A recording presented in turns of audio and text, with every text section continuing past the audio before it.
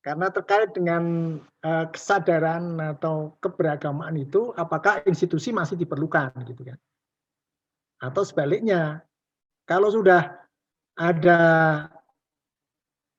kesadaran keagamaan, kan tidak perlu institusi. Nah, itu cara pandang yang mungkin yang bukan studi agama banget gitu ya.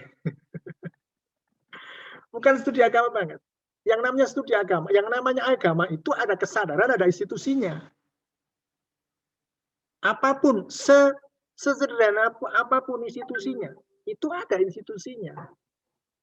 Dan dalam perkembangan global, tadi sejarah agama dalam konteks global, agama-agama itu sudah terinstitusi yang menjadi agama-agama besar.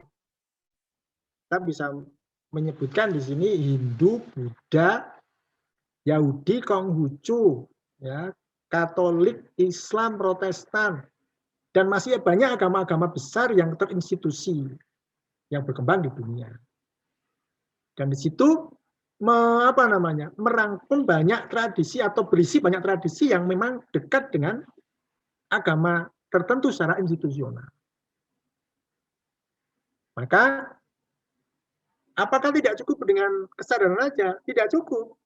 Karena dalam konteks institusi, dalam kehidupan sosial kemasyarakatan, institusi itu kan tidak hanya agama, ada institusi sosial, institusi macam-macam ya, ekonomi, politik, dan macam-macam.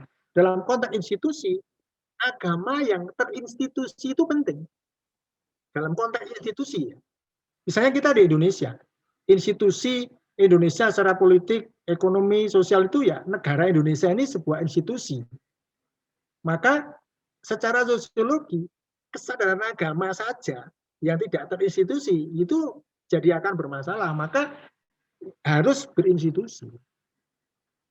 Nah, kalau cukup kesadaran, Anda hidup atau kita hidup itu di masyarakat yang di situ ada kesadaran, ada institusi.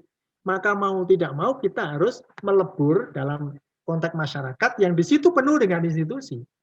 Maka kalau hanya puas dengan sebuah kesadaran, sementara kita hidup dalam sebuah institusi, itu kan gimana ya? Itu nggak mungkin gitu loh. Nggak mungkin.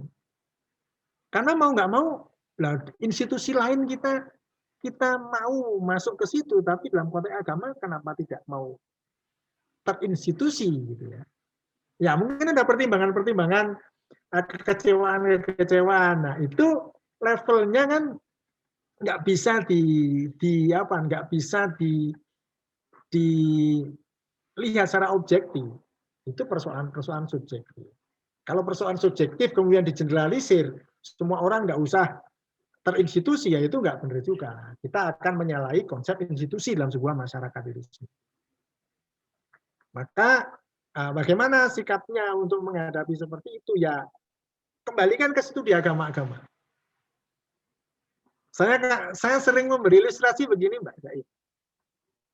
Ilustrasinya begini. Ketika dulu Buya Hamka ditanya, Buya Hamka, bagaimana cara menetapkan arah kiblat di bulan?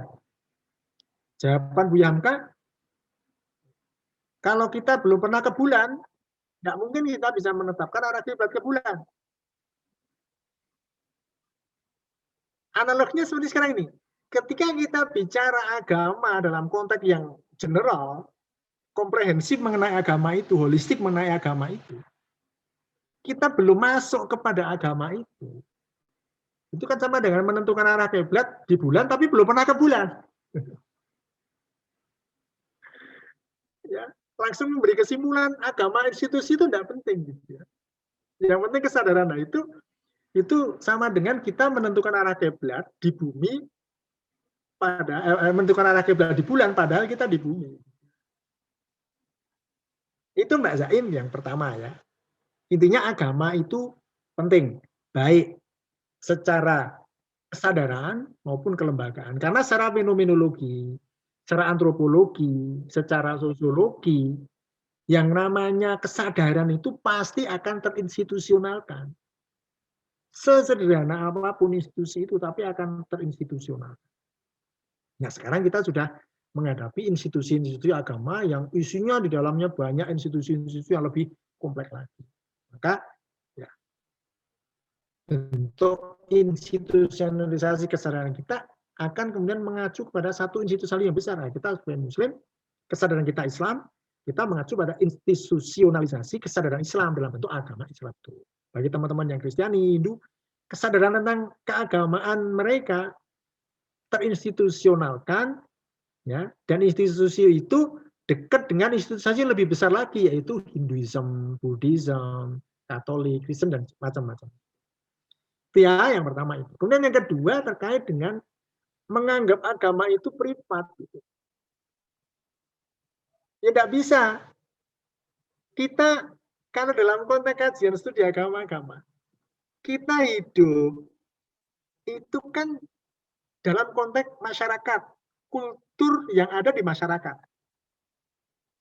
Ya kan? Nah, ketika salah satu fungsi agama itu tidak hanya sekedar mengisi ruang yang tidak terisi oleh konteks yang lain selain agama, maka itu ya akhirnya kita punya anggapan bahwa ketika kita bicara agama itu seakan-akan tidak bermasyarakat atau seakan-akan hanya bicara pada konteks yang lebih sempit. Seakan-akan begitu. Nah, oleh karena itu kita buka sekarang. Yang namanya kesadaran beragama, kesadaran tentang yang spiritual, kesadaran tentang yang supreme being itu sudah menyatu melebur dalam konteks kultur di masyarakat. Karena salah satu institusi yang berkembang di masyarakat adalah institusi keagamaan. Jadi cara pandang agama itu privat itu keliru. Contohnya gini, Mbak. Yang mengatakan agama privat itu kalau mau nikah dia kemana? Ke KUA. Misalnya, saya nggak ke KUA lah, saya sendiri. Oke, nanti kemudian ketika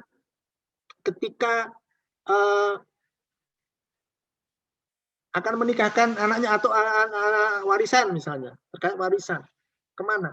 Ada kasus misalnya terkait dengan kesadaran agama dia, akan kembali ke masyarakat terus. Disinilah ketika kita mengkaji bagaimana agama sebagai sacred canopy, Peter Berger itu ada pola internalisasi, eksternalisasi, dan objektivasi kesadaran itu. Dan itu menyatu dalam ruang masyarakat.